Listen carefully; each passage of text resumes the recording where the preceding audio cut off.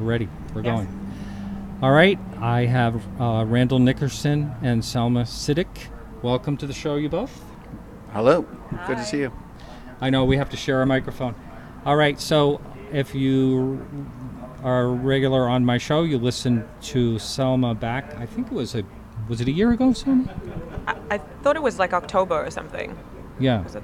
I think. And it was wonderful. It's so nice to meet you. Nice to meet you as well. Yeah. Face to face. And so you were telling me earlier you've had quite a bit of response since you were actually on my show. Can you talk about that? Yeah. Wow. So since I was on your show, I have had an overwhelming number of people reach out to me via many social media channels, just saying that they appreciated the show, they appreciated me telling the story, they appreciated the movie coming out, and that it inspired them to share their story, many of whom did share their story with me, or share their stories with me. Canada geese. Yeah. And so it's been incredible, just to know that there are other people out there who have had similar experiences, some of whom continue to have experiences, and who are willing to talk about them and appreciate the fact that I'm sharing mine. So it was a lot of love, and I appreciate it. A little overwhelming, Yeah. but Now, nice. any regrets at all for that? On coming on the show? Yeah. No, because I think everybody deserves an opportunity to say what they want to say, and I think I do, at least I try to do a very good job of, hearing people out saying thank you, and, I don't need to friend everybody, but I think that sometimes, or a lot of times, all people want is just to be heard, and so I think if you have a similar experience and you're sharing your experience with someone else who's had something similar, all you want is it's that connection, and I think that's okay. I love it. I don't regret it at all. Not yet. But have they your email address or nothing was posted there, so they just find you on Facebook? Is that what's going on? It is not hard to find anybody these That's days. true. You literally have to be off the grid, like literally. Yeah. Even if there was no like actual physical contact, you just need someone's face. You can Google image the person, and you can find somebody. So no, people have reached out to me in various ways. It's where I work is common knowledge. I was going to ask about work. It's on their and stuff. were people aware at work, since you started working wherever you're working, what had happened, or did that actually come out slowly? Or Actually, before I came on your show, I let my supervisor know. Oh, because that's great. just for PR purposes, of course, I wanted her to know going in that this was a possibility. Obviously, I'm not going to talk necessarily. It's not about where I work, but somebody could ask that, which I think is relevant. I think my choice to do the work that I do has a lot to do with my experience and where I'm from, and I think just who I am. But my experience as an 11-year-old at school in the playground that day has definitely shaped and informed a lot of what I do. So not everybody at work knows. I don't think they need to, but the people who do know what they need to know. And it's been very supportive, so I'm very grateful. For the person that hasn't heard your story, that I know I'm going to get a lot of email if I don't ask you to just kind of in a nutshell explain what your experience was, if you wouldn't mind. Sure. I guess, summary of it, just because I've spoken about it so much. And it's not that I mind, it's that I honestly have to get into a mindset to do that, because I don't dwell on it every day. So it's almost like I have to get into a meditative state to be like, okay, this is what I'm going to do, which is probably why I spent most of the day in the hotel room today. You got to get ready for tomorrow. You're going to be talking about I really am. Yeah. But basically, in a nutshell, we were having our recess. I was 11 years old in a rural town of Zimbabwe called Rua. The school used to be a farm, so it was a pretty rural school and very small at the time. It was very, still fairly new.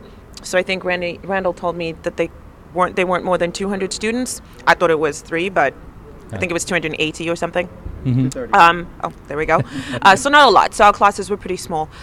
But we were having recess, and I was with my usual friends, as you do. We're eating our lunch, and we saw something shiny a ways away in the bush. It was pretty much bush because apart from the playground, it's a savanna region, so there was very tall grass and a lot of trees and a lot of like koppies, which I guess are like it's a very like a stony hill, so a lot of granite rock. So we saw something shiny over on these koppies, and then it was flashing. You could see it, and then you couldn't see it, or it could have actually been flashing. We couldn't. I still don't know today, but it was incredibly, incredibly bright, and very different from anything we had seen before. And then my friend, who I was standing next to, she and I saw like a being, I guess. And if there were multiple beings, I don't know, but they all looked exactly the same. And did you actually walk toward the object? We did not walk towards the object. We walked toward the barrier of the playground, which is sort of where the being was, but not cross the barrier. We didn't cross the barrier. So it was really a lot of, we were inquisitive. What is this? I don't know what this is. And it's sort of, any human being is going to try and rationalize what it is that they're seeing. And as an 11-year-old, we couldn't really put into words what it was we were seeing and trying to justify it. And so, it was very in like a human-esque form, but much shorter,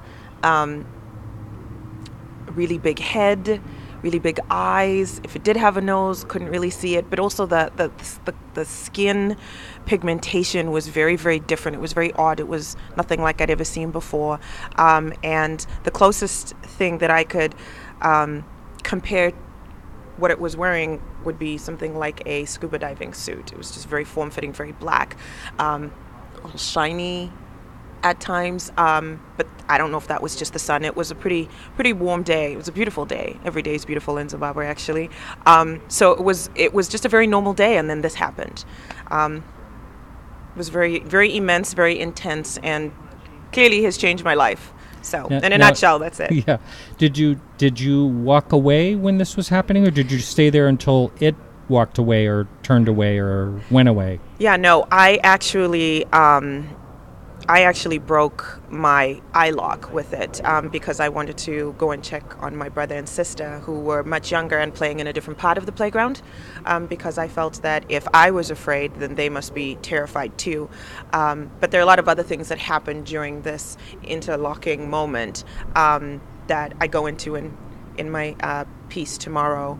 But once I let go of my friend's hand and I disconnected from that gaze, which was not an easy thing to do at all, I feel like it took every ounce of effort and energy from me, and I felt absolutely exhausted afterward. I didn't see it again. Wow. Now, I had a lot of critics from the last interview I did with you, and one of the people made a really good point. Sure.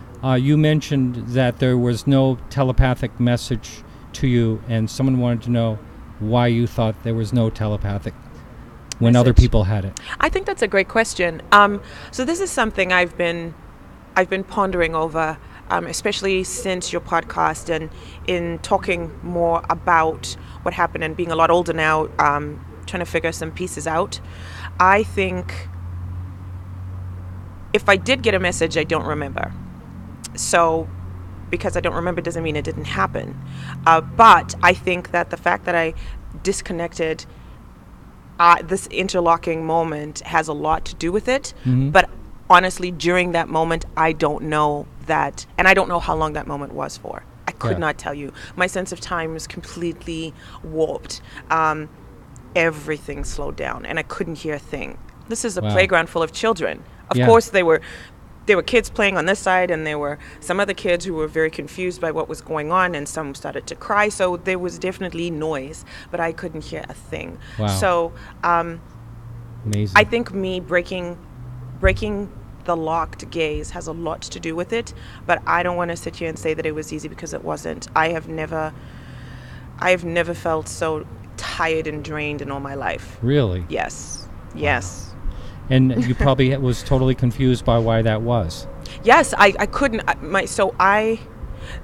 This is a very interesting thing that actually I just came into. Like, I was talking about it yesterday, and I was like, my heartbeat in my, you can hear your heartbeat when it's beating Yeah. really fast.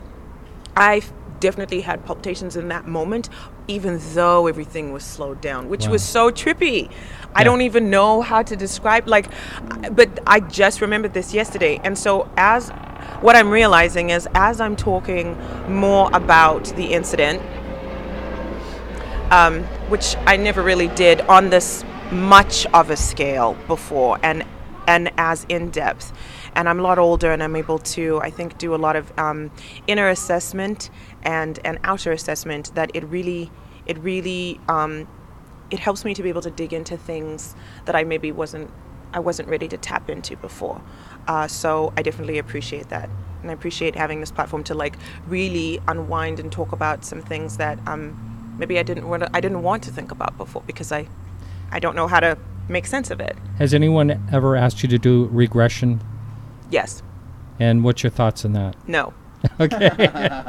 Not yet. Yeah. No. I'm Are you afraid that there's something hidden that you might discover that you're afraid of? Yes. I understand. I'm that. not ready to face that yet. Sure. But I will be. understand that. Yeah. I'm not saying it's no forever. Mhm. I would like to do a lot more research into what that entails, and I want to be able to trust the person that's doing it. It's not Yeah. just going to be some random person. So I also am aware that, once you know something, you can't unknow it. Mm-hmm. And I don't think it's that I'm afraid of knowing. I think it's that I'm afraid that I won't know what to do with what I know. Sure. And I'm Wow. somebody who I'm a proactive person. I'm all about action, and I like to be, I like to progress. And so I want to be sure that I am mentally, physically, emotionally, spiritually ready before I can tackle anything else that could come out of this regression, of which I'm convinced that there will be a lot. Yeah. Absolutely. Wow. That's great. Thank you so much. Thank you. Randle, let's talk about I was telling you earlier, kind of teasing you, that every show that I do seems someone saying, when's the film coming out? When's the film coming out? So Ariel Phenomenon, you've been working on Yeah. it for 10 years. 10 years. And I will say to the audience that I know that you're extremely fussy in what you do, and it's going to be Yeah. an amazing production. So can you just fill us in where everything stands? Yeah. I just want to say everybody that knows me knows I'm a perfectionist. Yes. And, some people do get annoyed at that.